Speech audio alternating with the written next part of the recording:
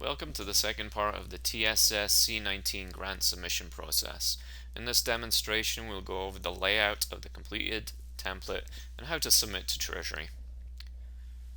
First, let's look at the completed template. I've created some dummy data and I've used a fictitious school district.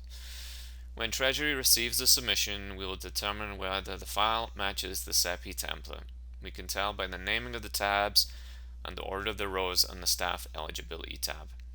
We will then make sure that the columns are lined up in the same order. A school must use the downloaded CEPI template for Treasury to process the file. After the layout is verified, Treasury will perform data checks to make sure there are no errors. What we're looking at are missing key data elements or incorrect data submission. These can range from missing PICs to missing assignment codes or no's marked in the eligibility or SSN column. If there are issues with the layout or we identify errors, we will reach out to the person that has submitted the e-signature. How to fix these errors will follow in the video. Now you've completed the template, let's submit it to Treasury.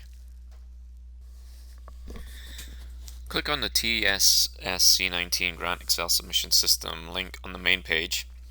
This will take you to another page that provides more instruction and lists some of the prerequisites that must be met before launching the application. These are that you're an authorized representative for the school district, you have completed the template, and that the Excel template layout and formatting has not been modified prior to submission. Click the button and it will launch the Michigan e-signature solution. Remember, this should only be completed by an authorized representative from the school.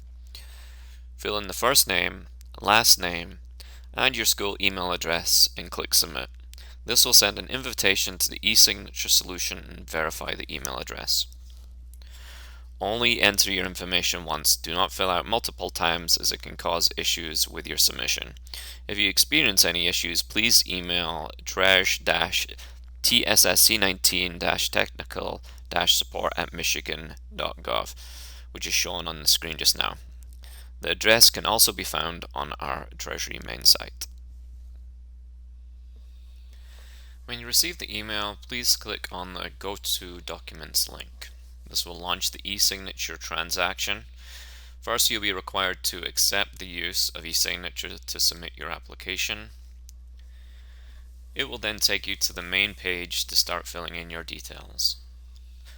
For this purpose, I'm going to be using dummy data, so name of ISD is Scotland ISD, and my name of district is going to be the Edinburgh School District with a district code of 00001.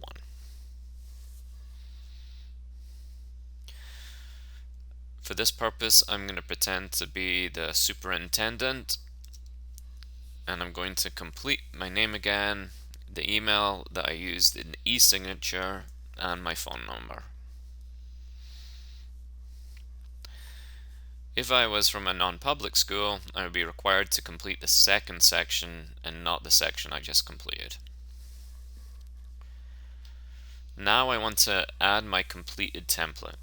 Click on the up arrow, select the district template upload, tap to browse to the document or drag and drop the completed spreadsheet. It should show up like so. If you are non-public, you will also be required to submit your 501c3 documentation, which is highlighted here. Click on the document icon, select the form to add your e-signature by clicking sign and then confirm. You will receive a notification about a missing attachment if you're only required to submit the template. Just select no, as you don't need to be taken to the upload screen, and then the transaction completes.